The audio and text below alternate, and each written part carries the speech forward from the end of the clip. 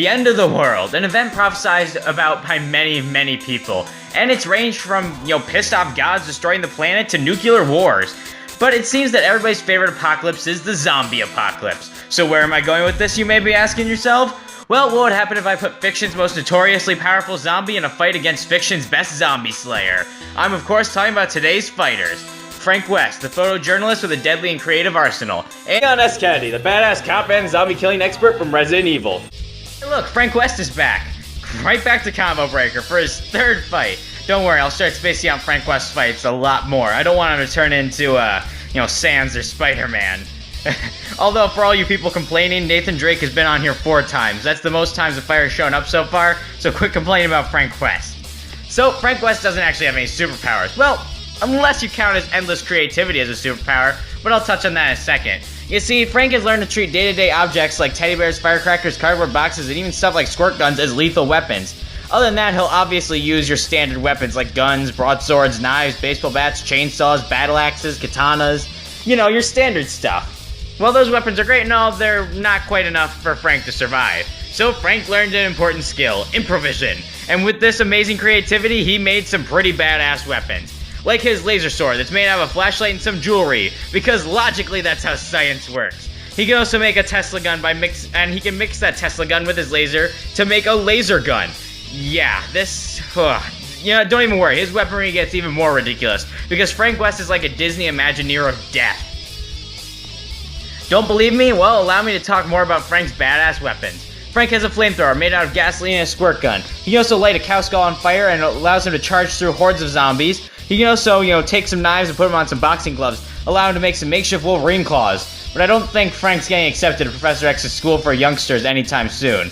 But wait, order now and you'll get the special TV offer of more of Frank's ridiculous weapons. Like the chainsaw paddle, which is a paddle with chainsaws on both ends, allowing him to row himself through hordes of zombies. He also has a shotgun with a pitchfork on it, allowing him to impale his victim and then fire a deadly blast through them. Or if Frank needs a big-ass boom, he can take multiple grenades to a football to make the Hail Mary. They can throw, causing a massive-ass explosion. Oh, but wait, there's even more, like his freeze bomb to freeze opponents, a saw blade launcher, which launches saw blades, a plate launcher, which, launches plates, and an adult toy launcher, and a fucking firework minigun.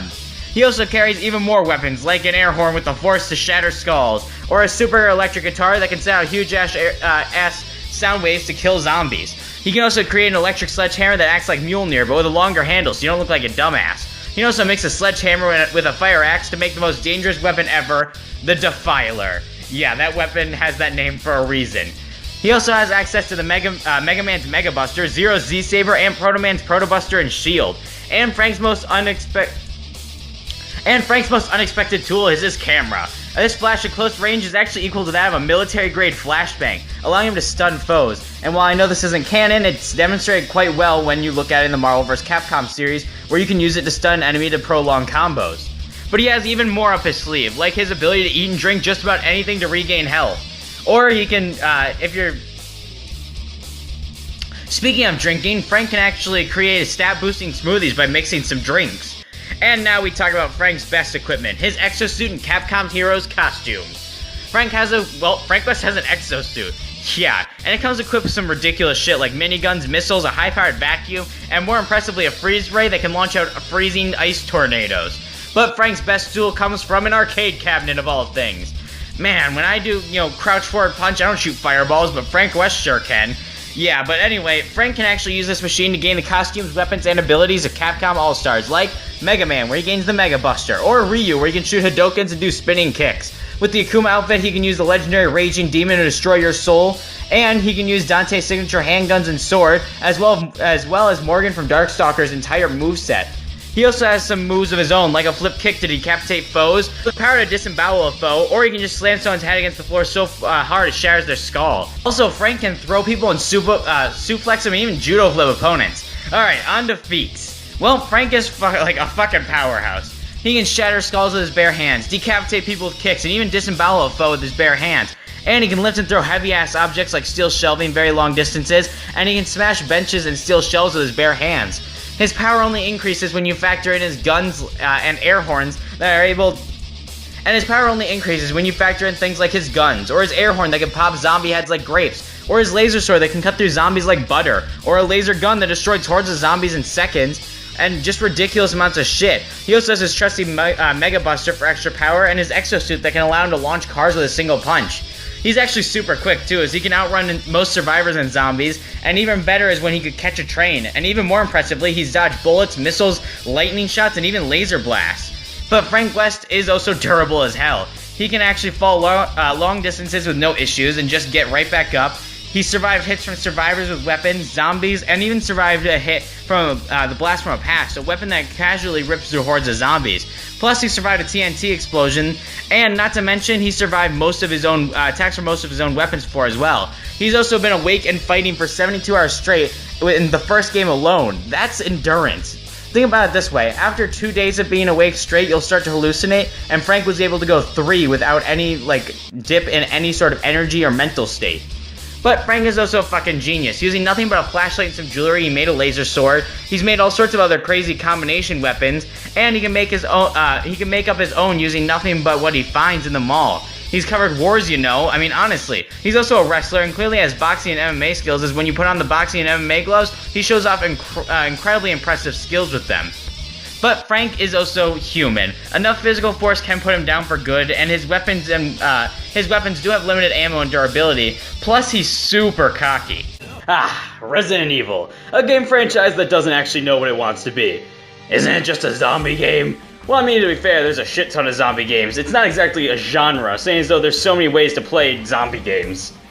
I'm pretty sure zombie game is a genre. So you're gonna sit here and tell me Plants vs. Zombies and Dead Rising are the same genre? Yeah, you kill zombies in each one, so they're the same genre. You realize that one's a tower defense game full of plant puns, and the other one's a sandbox zombie slaughtering game full of creative weapons and special moves, right? Yep, same genre. You kill zombies, same thing. Okay, you know what? You have derailed me so far. So I'm gonna go ahead and get back to my original point. Resident Evil does not know what it wants to be. The first 3 games were survival horror games with tank controls where careful movements were the only way to survive. Alright, cool, they're set their identity. But then Resident Evil 4 comes around and tried to be more action-oriented. But they kept the tank controls for some frickin' reason, and the game's just super nauseating with tank controls, alright? And then Resident Evil 5 and 6 were essentially, oh holy hell, look, there's a bunch of zombies, we need to go kick their ass with a shit ton of guns and big testosterone-filled biceps. And don't even get me started with Resident Evil 7. That one was just straight up horror, and there was like 2 zombies in the entire game. How would you know? You didn't even get through the first area. You turned the brightness all the way to max like you usually do, walked to the door to enter the cabin, and the first second when the lights went out and you couldn't see anything, you turned off the game. Well, yeah, I had my brightness on max and I couldn't see anything. I mean, honestly, that shit's scary. Wouldn't you turn off the game? You're such a wuss. Oh, really? I'm the wuss. Last time I checked, you had to play Dead by Daylight with the lights on. So who's the coward now, jackass? Still you. I just don't want to strain my eyes playing in the dark. Screw you. Wait, who are we even talking about? Whose analysis is this supposed to be? Oh yeah, this is supposed to be Leone's analysis. Oh yeah, we're supposed to be doing Frank West's analysis. Oh yeah, this is supposed to be Leon Scott the Waz's analysis. Oh yeah, this is Leon Scott Kennedy's analysis. Wait, was that one actually correct? Yes! Oh yeah, alright, so what kind of cool powers does this guy have? Powers? You know Leon's just a guy, right? So he's like Saitama or Matt with like super strength, right? Nope, he's just a guy with a bunch of guns that he can use to tear through his enemies. Man, these past few episodes have really raised the bar on shit to talk about. Honestly, it'd be a nice change of pace to just talk about weapons. So by all means, let's go on with Leon's arsenal. Well, Leon's signature weapon is his specially modified Silver Ghost handgun. Silver Ghost? I know it's been a while, but the Silver Ghost is Frank West's handgun, not Leon's. Just look, it's the first weapon you get in Dead Rising, so you get it from this ugly zombie lady. That's not a zombie, that's just a special agent. Oh, holy shit, the graphics were hideous! Doesn't change the fact that she gives Frank the one-of-a-kind Silver Ghost handgun. Yeah, but that's because Dead Rising doesn't give 2 shits about any sort of canon. Not only does he have Leon's one-of-a-kind Silver Ghost, but he's also got the friggin' Mega Buster Proto Shield, and he can perform the Raging Demon by turning into a Kuma. Honestly, Frank West gives 0 craps. Well, no wonder it took Spider-Man to finally take that son of a bitch down on this show. Yeah, anyway, Leon being an ex-cop is quite proficient with handguns, and thus carries more than one. You see, Leon also carries a modified Desert Eagle he got from his dad. I mean, it's not nearly as cool as the Goomba belt buckle I got from my dad, but it's still pretty badass. Huh, a kick-ass cop whose signature weapon is a handgun? I didn't think we were talking about John McClane this episode. Wouldn't Rick Grimes make more of a sense for this reference since he fights zombies as a cop and has a signature handgun? Ah, but you see, that's making a generous assumption that the person writing this had more than 2 brain cells. Wait, I'm writing this, and you're me, so that means that you also only have 2 brain cells. I didn't think about that. Probably due to your lack of brain cells. What? Exactly. All that weirdness aside, Leon has to have some sort of bigger guns, because honestly, I don't think he can handle all these big-ass zombies with a few pew-pew pistols. Well, I mean, he also carries a rifle for longer-range shots against whatever mutants come at him, and he also wields this shotgun that he can use to quickly tear through opponents, whether it be human, mutant, or whatever the fuck this thing is.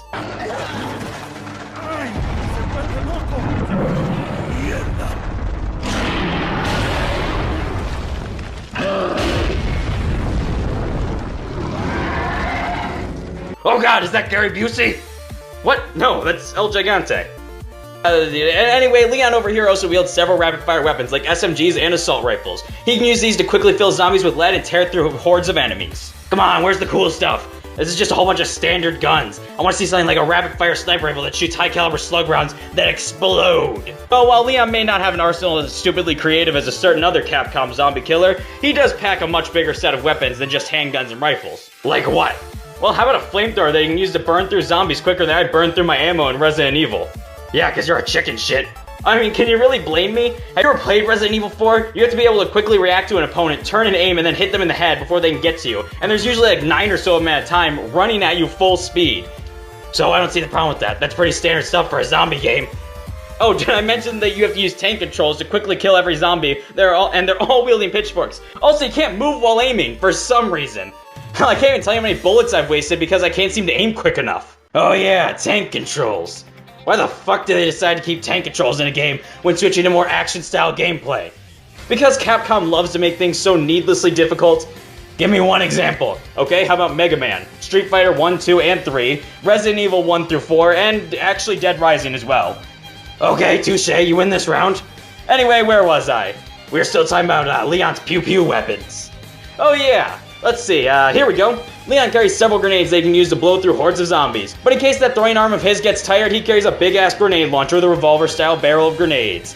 Although I can't imagine that'd be allowed in a cowboy duel. I don't know, they allowed me to use it when I entered my cowboy duel last week.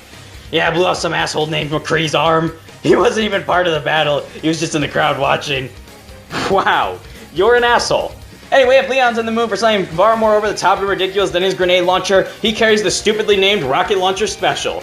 Rocket Launcher Special. That is one of the stupidest names for a weapon I think we've ever had to cover. Yeah, this gun may have a stupid name, but this RPG is actually ridiculous. How so? It's just a bazooka. Well, based on the rocket launcher's looks, it would be safe to compare it to the RPG-7 model. So what does that mean? Well, the RPG-7 was built to take down tanks in a single shot, and based on the red tip of the rockets he uses, they're probably thermobaric explosive boosters. In English, please, or at the very least, not nerd speak. Basically, this rocket launcher can create an explosion that's 60 motherfucking feet wide. Good luck escaping that one, you stupid zombies. Alright, that's pretty badass, actually. Definitely a lot cooler than that wimpy-ass pistol of his. Well, if you thought that was cool, wait until you hear about Leon's best weapon. What could be cooler than an RPG that busts apart tanks and creates 60-foot explosions? Leon's knife. You're shitting me, right? His knife is better than his big old bazooka? Oh, look at me with my scary butter knife. Oh, that thing? That's just a tank-busting RPG. It's kinda lame, especially compared to my knife. Look, I can spread butter and peanut butter with ease. Well, while it may not be as destructive as that RPG, Leon is quite proficient and lethal with this knife. You're gonna have to do some serious explaining because I, honest to God, do not believe you in the slightest. Well, his knife is ridiculously sharp. It can cut straight through padlocks and barrels like butter. Plus, he can use it for far more than just hacking and slashing. He can throw this thing at high speeds with super high accuracy as well. But more on that later. Oh man, you always say the cool stuff for later. Now, on the off chance Leon actually does get hit, he wears rather lightweight level 3 tactical body armor, which is pretty damn durable. So what, some raggedy old zombie can't shoot through it? Well, guess what? Zombies can't shoot through leather, and I guarantee you that's way lighter than body armor. Yeah, but can leather stop a bullet from a magnum or a frickin' rifle? Alright then, you've got me there. I don't know how to counter that point. Well, lastly, in Leon's arsenal is by far my best friend in a Resident Evil game. His herbs. Herbs, eh? We should have done Shaggy versus Leon Kennedy. What? Why? Two paranormal investigators who get high on herbs and have fought zombies. Also, just look at that hair. Someone needs to get Leon a hairstylist. Wait a second. Oh my god, is Leon Shaggy? Someone call MatPat. We need to get this to be a game theory. What? No. And green herbs aren't for smoking, they're for eating. I mean, if you want to go with the edible route, sure, but... What? No, these herbs heal you. They're not for smoking. Yeah, marijuana has medical uses. Damn it, it's not fucking weed. It's a medical herb that he heals himself in the middle of a fight. Yeah, weed. It's not fucking weed. Alright, let's go ahead and talk about feats. Finally, I've been waiting forever to talk about guns and shit in a character's feats. Well, Leon is strong enough to kick a zombie with enough force to stun them for several seconds. And he can even crush a zombie skull with ease. Come on, get to the cool shit, like that time he held open the mouth of a super zombie shark. Oh, you think that's cool? Leon's strong enough to push a giant boulder with a little bit of help from a friend, and he's fist fought Chris frickin' Redfield to a standstill. Hell, he even stunned this big motherfucker in Resident Evil Vendetta for a few seconds with a single axe kick. And don't forget about Leon's weapons, he's packing some crazy guns. Like that RPG that we mentioned could create 60-foot explosions, or a shotgun that can output 4,200 joules of energy, or his Desert Eagle that can output 2,000 joules of energy. Damn, you really like your guns. Yes, I do. Well, let's go ahead and talk about speed. Leon's crazy fast. He can barrel roll out of the way of a surprise hatchet swing with ease. He's also fought rooms full of zombies without getting hit a single time, and even outran a tyrant, who can officially run at 43 miles per hour. He's also fast enough to dodge a moving laser grid. Although it was a grid and not an actual laser blast like a certain other Capcom zombie slayer, it's still pretty impressive. And unlike his presidential counterpart, Leon can actually dodge bullets instead of catching them in his skull. For a frame of reference, a standard bullet travels about 1,700 miles per hour. In other words, really damn fast. Leon can also throw his knife faster than the human can react. Hell, this one guy didn't even notice there was a knife in his hand until seconds later. Holy shit, that's one fast knife. Yeah, and Leon's also super durable. He can jump out of a 4th-story window unharmed. He can also take hits from pitchforks and even chainsaws, and he's gone toe-to-toe with Chris Redfield before. Hell, he's even survived a bullet, unlike the real Kennedy. Also, he fought this jackass guy, Jack Krauser, who can jump 40 freaking feet into the air. Yeah, sure, that guy, whatever his name was. Leon's also brilliant. He's trained in martial arts and can use almost any gun he gets a hold of. He's also an ex-cop and current special forces officer. On top of that, he can adapt to almost any enemy like he does with those crazy-ass BOWs he fights every couple of minutes. Yeah, the poor bastard isn't perfect though. He puts others before himself, which can lead him into scenarios where he can die. Man, he needs to stop being so nice to people. If he would just put himself first a couple of times, he wouldn't come this close to death all the time. At the end of the day, Leon is here to kick some zombie ass, and if he's lucky, find some of those special herbs. Haha, it's weed. What? No! Got some business to take care of. See you later.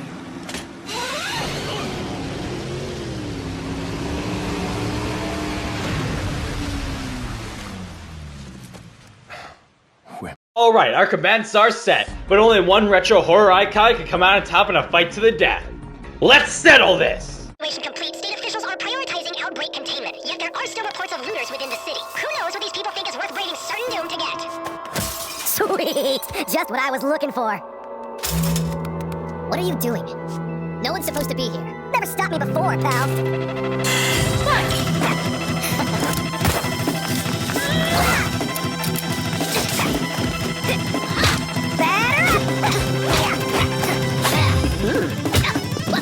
See you in a flash, buddy.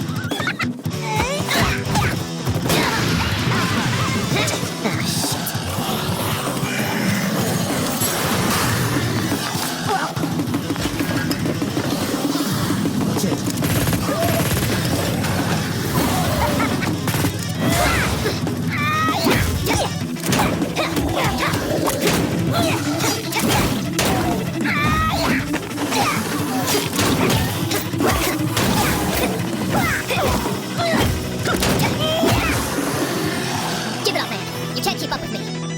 Wanna bet? I've covered wars, you know.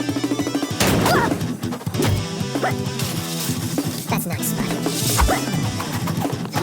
I fought them. Lucky me.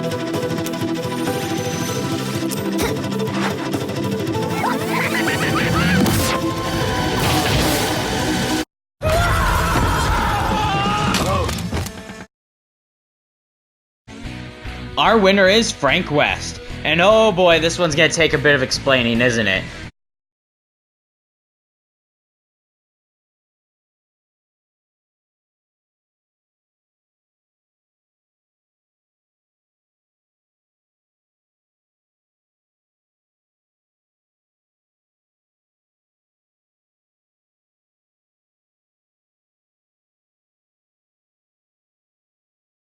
Our winner is Frank West.